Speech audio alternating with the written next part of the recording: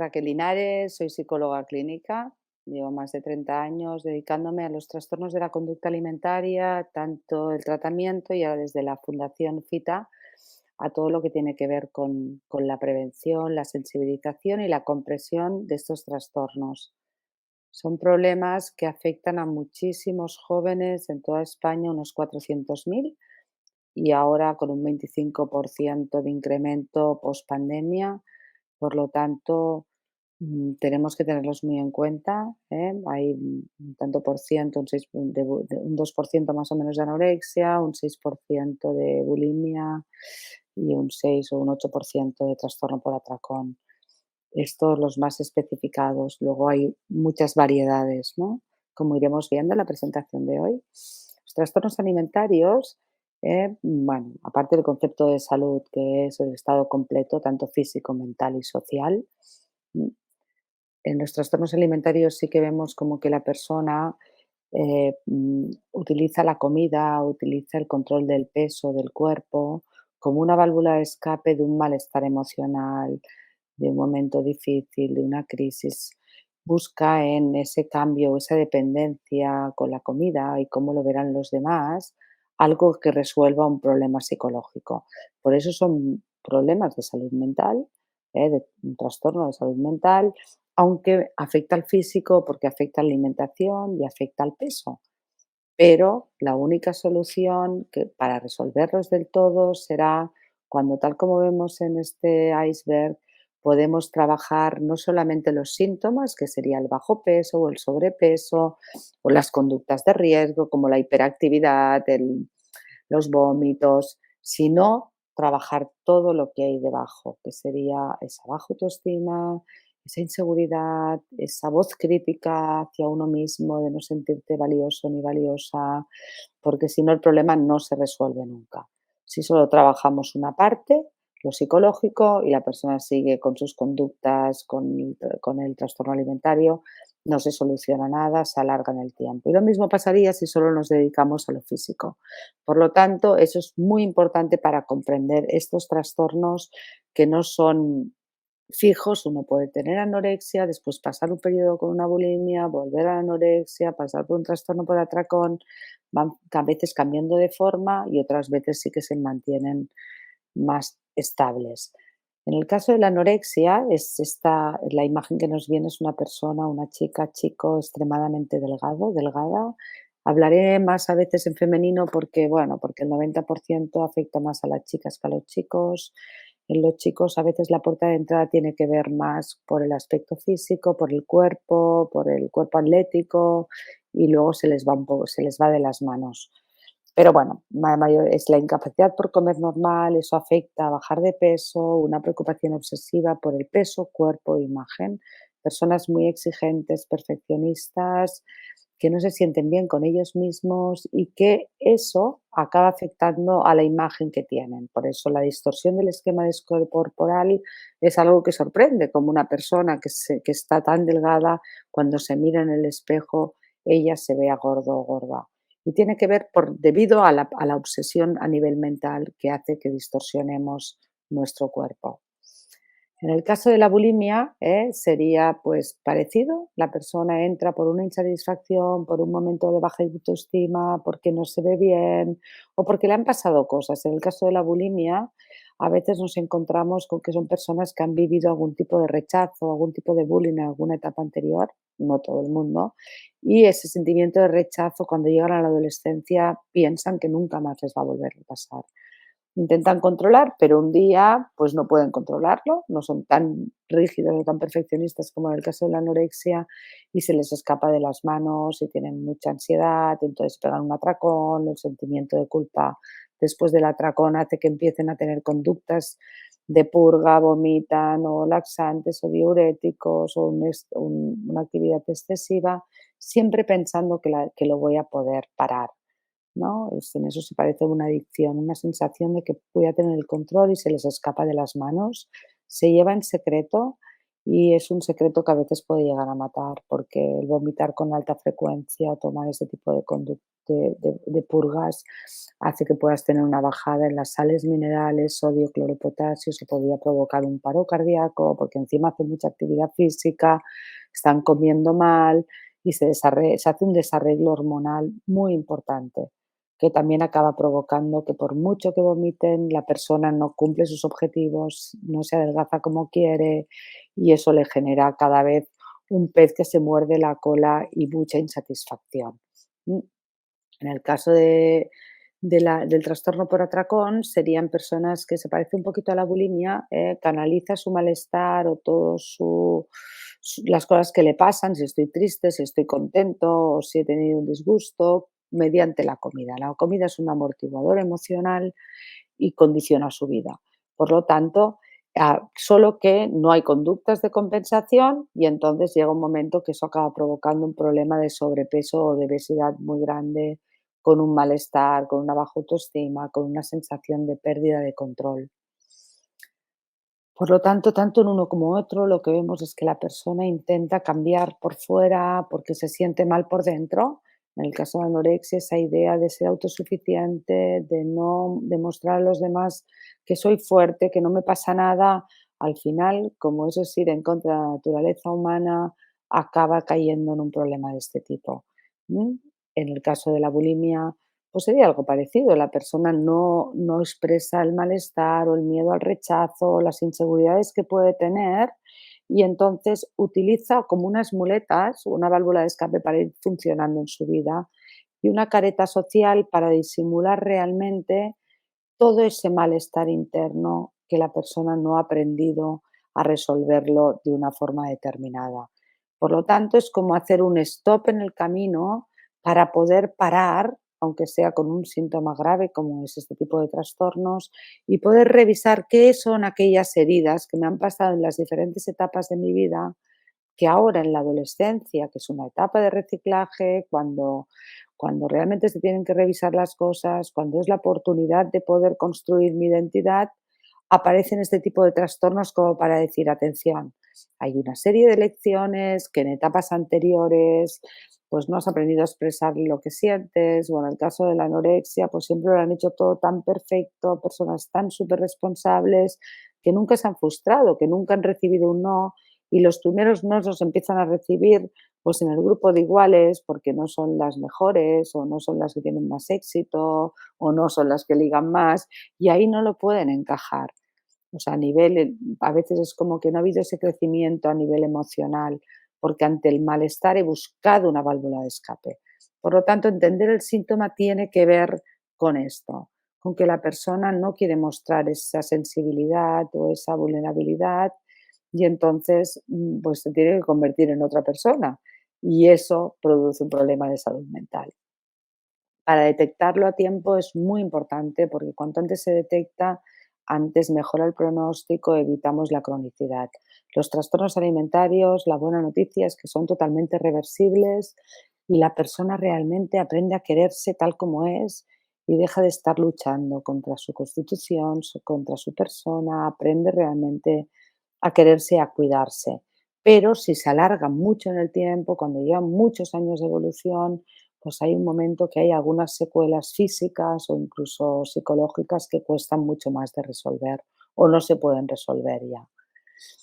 Para revisar así rápidamente, como vais a tener las diapositivas, las cositas que nos tienen que dar señales de alerta serían relación con la alimentación, todo lo que tiene que ver con el mundo de las dietas y la obsesión por todo lo que tiene que ver con las calorías, las recetas de cocina, evitar comer en compañía porque entonces van a ver lo que como.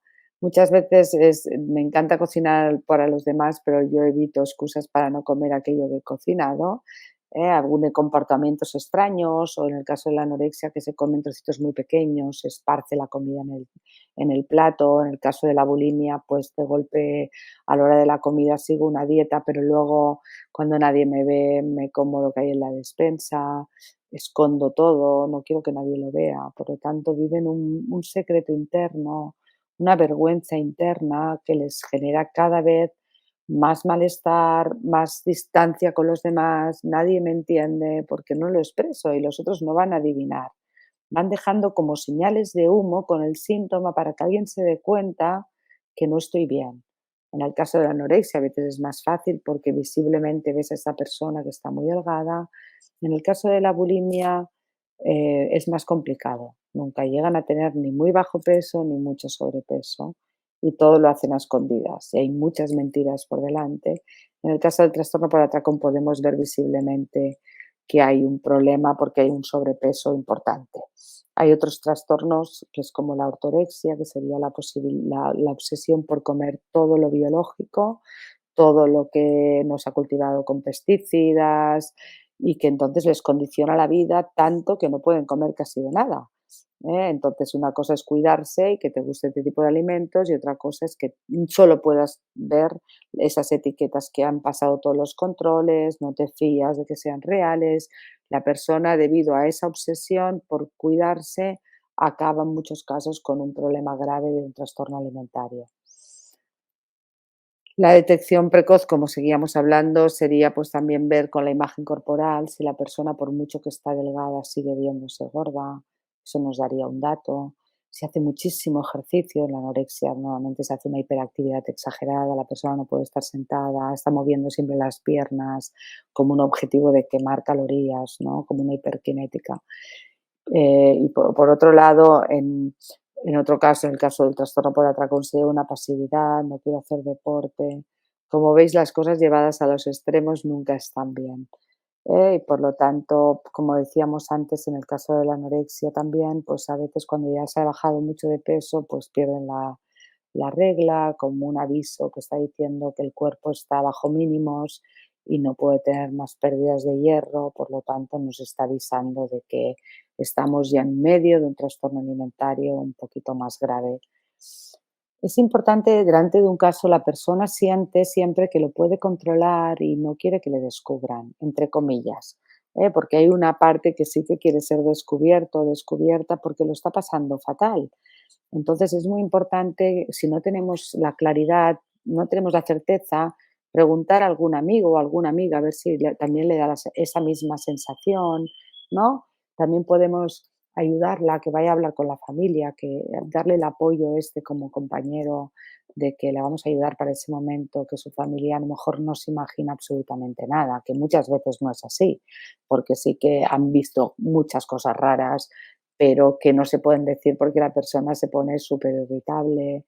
Y luego, pues, ayudarla a que vaya a un servicio especializado, porque, como os decía antes, en la primera diapo, si trabajamos el fondo, que sería el malestar psicológico, la ansiedad, la inseguridad, pero no trabajamos el síntoma, el aprender a comer, no se resuelve nada. Lo mismo es que si hacemos un tratamiento, que la persona la ingresan, la suben de peso, pero no trabajamos el fondo, tampoco sirve de nada. Os ponía este librito, que es un libro que hicimos con un grupo de pacientes que la verdad explica muy bien desde una novela de ficción, pues eso, cuando uno está atrapado, siente que nadie le entiende y ellos lo expresan así. ¿Qué sientes cuando no sientes nada? Os lo recomiendo si en algún momento lo podéis leer y queréis profundizar sobre el tema. ¿Qué nos protege? ¿Qué tenemos que revisar para protegernos de caer en este trastorno o en la mayoría de los trastornos de salud mental que tenemos por delante, ¿no? Pues bueno, sería la parte importante, pues lo que os pongo aquí, ¿no? La alimentación, tener unos buenos hábitos, pensar que el cuerpo, si le damos estabilidad, no tiene por qué tener un problema ni de infrapeso ni de sobrepeso. Por lo tanto, no podemos prohibir a la mente todo lo que le gusta porque va a hacer un efecto rebote, ni tampoco podemos comerlo siempre. Por lo tanto, esa justa medida hace que nuestro metabolismo funcione. Las personas normalmente, si os fijáis, que tienen un problema con el peso son personas que están haciendo siempre dieta. Y esto es sorprendente. ¿Por qué? Porque el cuerpo, cada dieta que hace, la vive como un periodo de posguerra, de no ser que sea por una indicación médica, y entonces guarda más reservas para la próxima vez. Por eso, cuando vuelve a comer normal, recupera lo que ha perdido y un poco más.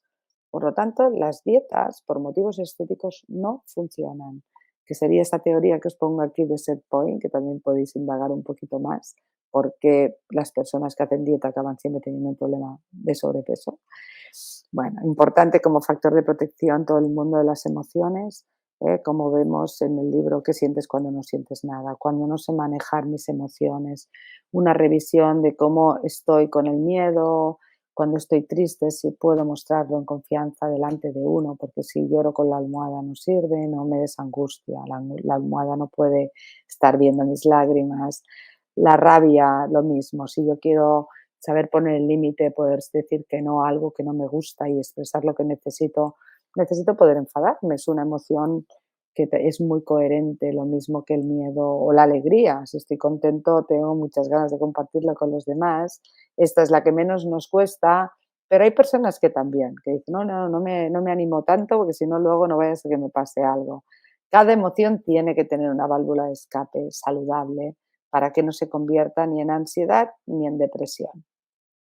La autoestima es la base de todo, ¿no? Por lo tanto, necesito ver cómo estoy en los aspectos de la autoestima, cómo me valoro yo. ¿Soy amigo de mí mismo o soy mi mayor enemigo?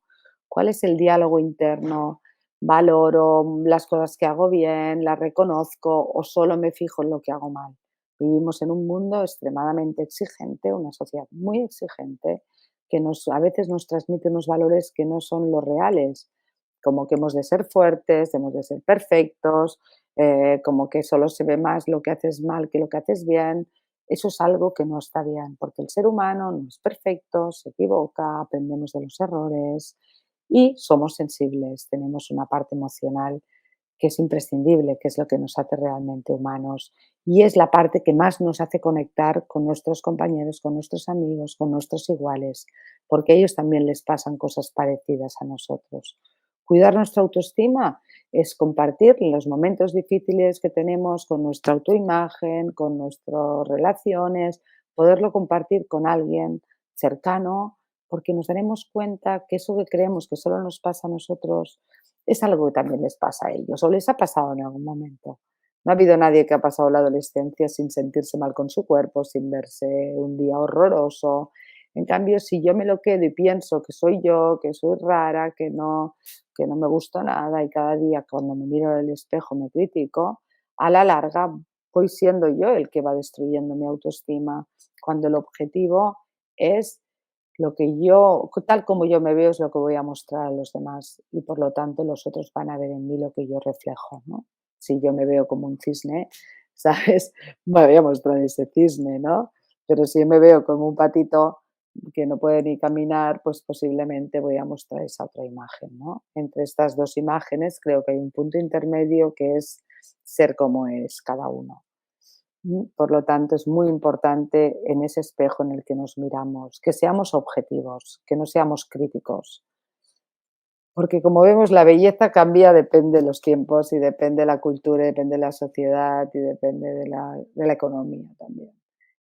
Por lo tanto, eso es un poquito la trayectoria, esto es la realidad de cuando el cambio estético hace, pues bueno, yo llevo casi 35, 40 años dedicándome a los trastornos alimentarios, pues influyó mucho cuando cambiaron las modelos, pues los casos de trastorno alimentario en personas que eran un poquito más frágiles o más vulnerables, empezaron a avanzar. No es la única causa, pero está clarísimo que influye muchísimo. ¿M? Todo lo que tiene que ver también con los retoques, con ver personas que son siempre puestas, siempre perfectas, cuando eso no es la realidad y no existe, ¿no? Por lo tanto, hay que tener cuidado que en nuestra escala de valores la imagen no puede ser el primer lugar. Es importante, pero no puede ser el primero. Por lo tanto, hay que ser críticos ante el mundo que nos venden en la publicidad, en las redes sociales, en los mensajes, ¿no? Hay que ser muy crítico porque muchas de esas cosas no son reales.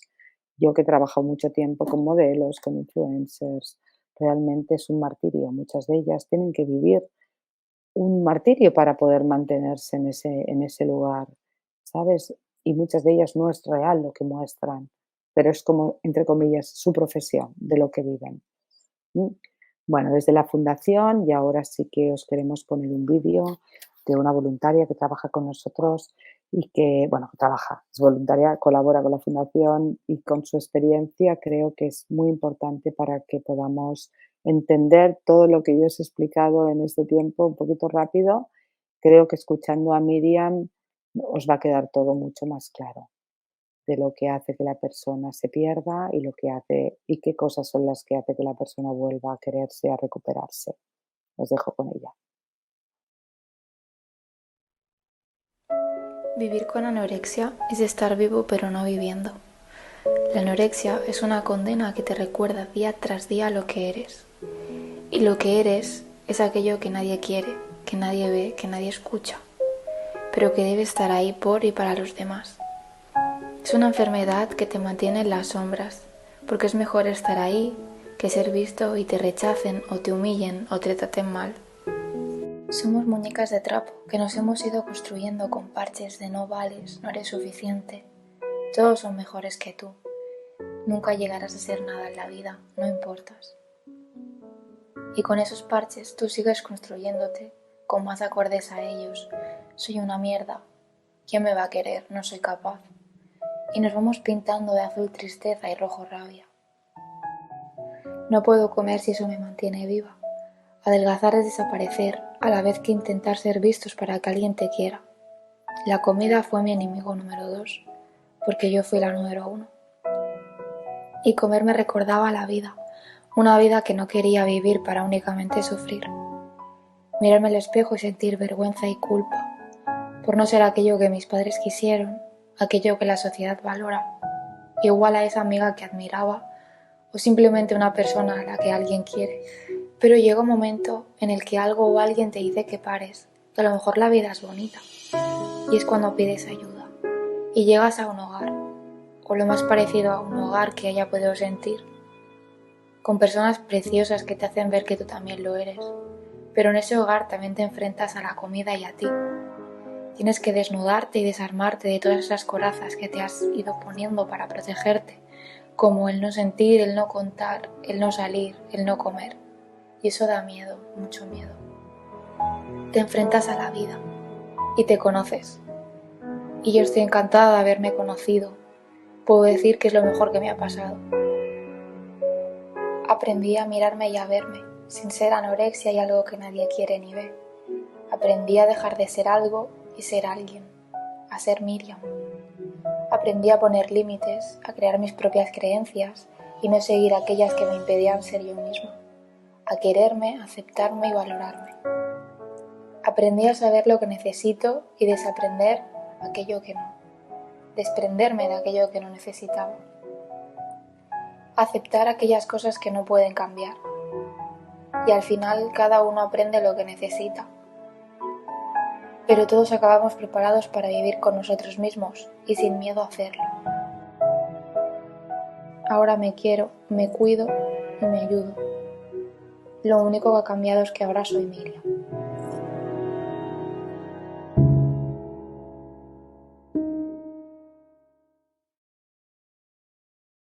Esas palabras creo que cada uno nos podemos quedar con esa reflexión, ¿no? De cómo me cuido, cómo me quiero, ¿no? Y que es imprescindible para cuidar nuestra salud mental, esa coherencia entre lo que siento, lo que digo y lo que hago, pero sobre todo solo voy a llegar a ser feliz o realmente a sentirme tranquilo y en coherencia con mi vida cuando yo pueda ser yo y no tenga que convertirme en otra persona. Gracias porque ya somos unos poquitos más comprendiendo lo que se esconde detrás de estos trastornos.